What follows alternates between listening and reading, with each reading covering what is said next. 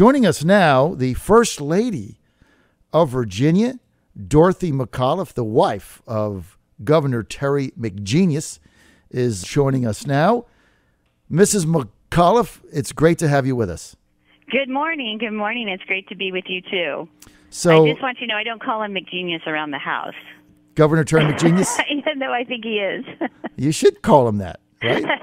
Not that he needs any exalting of his self-esteem. I think that's pretty much intact. I would think so. He's wonderful. He's actually on a trade mission right now to Mexico, comes back this evening. I know he's going to bring jobs back to Virginia. Whenever he's out there bringing jobs back, good things happen. I want those jobs. I want companies coming in. And as long as he doesn't bring illegal immigrants back with him, I'm good. Bring the jobs back. That's what your husband does, and that's why we call him Governor Terry McGenius. Now, you've been in the mansion now for some time. How have you adjusted to First Lady life, Mrs. McAuliffe, being in the mansion? I mean, how's that adjustment gone? Well, anytime you move your family, there's a little bit of a transition and adjustment. We do miss our home in Fairfax County. We've lived there for 25 years, and home is home. But this has been a wonderful opportunity for our family. Teenagers have their normal ups and downs. It's not always wonderful to live in a home that's a public and private home, but they have been on the front line of seeing their dad really be able to make a mark and to live out our values as a family, which is we believe in public service and the opportunities of the various wonderful people that do great work around the Commonwealth, whether in government or nonprofit work or business community. They've had just a great front row at really seeing engagement and community-minded folks that really care about others, and I think that's a great lesson, even though it may not feel like it's wonderful every single day for teenagers to live in a public home, that they've really had some wonderful experiences. Listen, I think that's a good analysis of what you've done there. I just want to let my audience know that I've been in your presence and my wife and a number of times, the Fräulein, at various events. I just have to say this on the air, Mrs. McAuliffe, you have been, to me, you've always been one of the nicest people I've ever met to both myself and my family. In every encounter that we've had, you've always come up to me and had a conversation, and you've done the same with my wife, and I really appreciate that. Thank you. Listen, we believe, and there are just so many great people across the Commonwealth, and it's been a great opportunity for us as a family to get to broaden our understanding and our network of people that are doing, great things and really trying to make a difference. And we believe in the job of the media and the free press, and we appreciate everyone's contributions and respect those, and that's very kind of you to say. We've really enjoyed the opportunity to meet so many folks. Well, I also appreciate the help you give me as I could share this with my audience. There was a time there I could not get the governor to come on my show because the staff was stopping him for whatever reason. And so we were at some event, and I sought you out, and I went to the First Lady, and I said, hey, can you please get your husband to come on my radio show? And you looked at me and you said, yes. And then you walked over to him and said, hey, you need to get on John's show. And after trying for 24 months, he came on the following day. So that just told me, in the family, who's got the juice? Oh, you. Well, no question about it. He has a wonderful staff, a big team, lots of opportunities every day. But I know that I know my husband. He is always, no matter what his role, DNC chair, he's always been willing to talk across the aisle, work with others across the aisle, and of course, listen to others' points of view and try to share his point of view with as many people who want to understand and hear from him. So he's never turned down an opportunity to share what he's working on. So I knew that would be something he'd want to do. Well, you got it done. Now, you're raising two children in the mansion. Sally, your daughter, junior in high school now, and you've got Peter in the 8th grade. Raising kids, going to school in the mansion, how's that been? It's been really, like I said, it's been a wonderful opportunity. There are ups and downs with every family in terms of the day-to-day.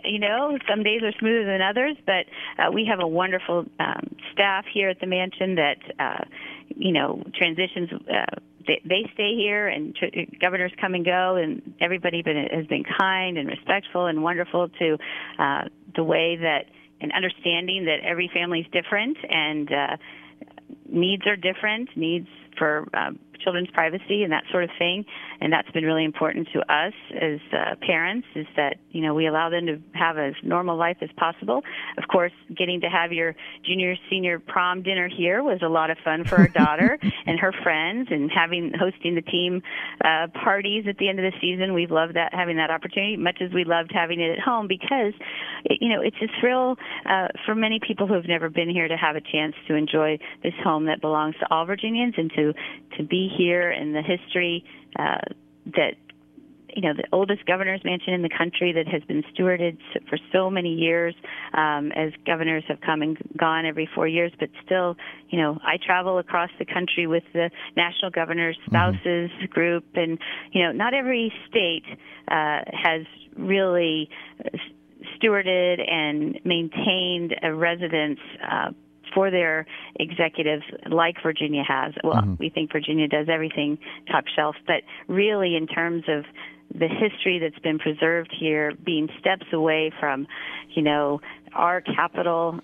you can't be here and not be inspired. And I know that the impact this is going to have on our children long term is something that, will really make a difference for them, and they'll look back on these 4 years, and why there may have been little inconveniences here and there, that in their mind it's been a wonderful opportunity for them, and something that will be a part of our family forever. Wonderful experience, no doubt. You're on the John Fredericks Radio Network. We're with the First Lady of Virginia, Mrs. Dorothy McAuliffe. Mrs. McAuliffe, you're entertaining running for Congress in the Democratic, starting with entering the Democratic primary in the 10th District of Virginia. Number one, that is outside of where you live, so you wouldn't be living in the district unless you moved. But the second thing, my question is, what has inspired you to look at a congressional run? Well, I will say that we have lived in the 10th District for 25 years. We still have our family home there in McLean, Virginia. And, Terry's term is up in January, so we will start to transition as the children start school back in the fall. Our son will start high school up in Northern Virginia, D.C., at Gonzaga High School, and we're excited about that. But thinking about the opportunity to continue public service in the Congressional 10th is something I'm very seriously considering. I have enjoyed, relished my opportunity to make a difference on issues that I believe are important to the Commonwealth, to be a part of the great work of my husband's administration and to contribute to that work, working on issues related to military children and their educational opportunities, to child nutrition and schools, making sure that every child has the opportunity to do their best every day, and child nutrition is a part of that. To, working on national service, working with our volunteer organizations to make sure that there are opportunities for all of our young people who do want to really deepen their civic sense of civic responsibility and give a year of national service. That's been a really fulfilling project that I've worked on with college campuses, at colleges and universities, public and private, across the Commonwealth. And I think that to be able to continue to work on the issues that my husband and I care about very much, and that I, as his partner and by his side almost 29 years, we met through politics, and politics is important to us because it affects policy, and we believe that when you have an opportunity for good people to run who care about our democratic values and the progress moving forward for all, that's a really important thing to consider. So I'm seriously considering it, have not made a final decision. What's your timeline? Because there's several candidates that are already running. State Senator Jennifer Wexton, who we've got as the front runner without you being in there, said, Mrs. McAuliffe can do whatever she wants. I'm going to be the nominee. So you get in, it looks like there's going to be a competitive Democratic primary. So what's your timeline, and what's going to influence your decision? Well, I again, personal considerations related to the job that I have right now, which I love so very much, in the official capacity of that job, and transitioning a family this summer as children look to start school in the fall. So I understand that we have a lot of great candidates in our Democratic primary, and I think that's wonderful. I think that's great for our for the Democratic Party in terms of energy and excitement around the upcoming elections. We have a primary in our governor's race, as you were talking about earlier, and statewide elections this fall. So there's a lot to consider in terms of timing and making a final decision, but I can tell you that I'm very aware of all of those concerns, and that's something that I am taking into serious consideration as I think about this. So we're talking about weeks, not months, right? Like weeks away from making a decision? I would say that is accurate, yes. Oh, I love to be accurate. Okay, so if you're the nominee, then you have to go up against Republican Barbara Comstock, one of the most prolific fundraisers in the history of the world. And everybody says she can't be beat. She's wiped out two Democratic opponents now straight. How do you beat her? Well, and this is all part of my calculation, correct? That yes. I wouldn't want to enter the race unless I believe that I could win. I don't think she represents the 10th district and the values of the 10th, but she has been very effective at getting reelected. Yes. And so part of the calculation is what would it take to win, and whether I think I can bring that to bear. So that's all part of the calculus, though. But I do think it's important that we all think about doing everything we can. Our democratic system of government relies on good people running and serving, and that's what this is all about.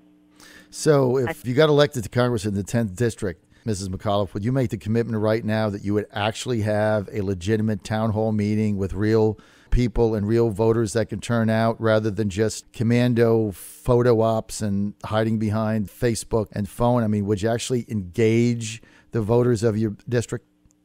I think that is a absolutely foundational responsibility of a member of Congress, to be responsible, to have open discussions about where they stand, what their positions are, how they're representing their constituents. And that is a core value that I believe is foundational to representing your constituencies in Congress.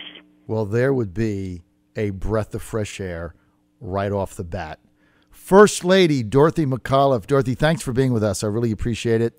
Now, when you decide whether or not you're going to run for Congress, if you decide to, I know that you're going to be so excited to come on our show and make your announcement that day, right? Why not? Although you're not in the 10th, John, are you? Sure. I'm getting up there. Good. You know what? Our reach goes way beyond what people think it is. But yes, I see that. The next couple of weeks, we hope to get picked up on an affiliate in Northern Virginia in Washington, D.C. So the timing will, in fact, you might be able to, perfect timing would be, I get on that affiliate, you announce your candidacy, all on the same day, stars are aligned. Would that be the perfect outcome or what? There you go. Let's just keep in touch. How about that? All right. You keep me posted, and I'll keep you posted. All right. Dorothy McAuliffe, First Lady of Virginia, a potential candidate for the 10th District Congressional seat now held by Barbara Comstock, the Republican. If she gets in, she'll be in a very competitive Democratic primary. But I'm going to tell you right now, if you get in, you're the favorite to be the nominee. And I would rate your race against Barbara in 2018 as a toss-up. Thanks for being with us. Thank you. Bye-bye, John. All right. Thank you so much. You're on the John Fredericks Radio Network. Dorothy McAuliffe, First Lady of Virginia, one of the nicest first ladies or people you'll ever meet.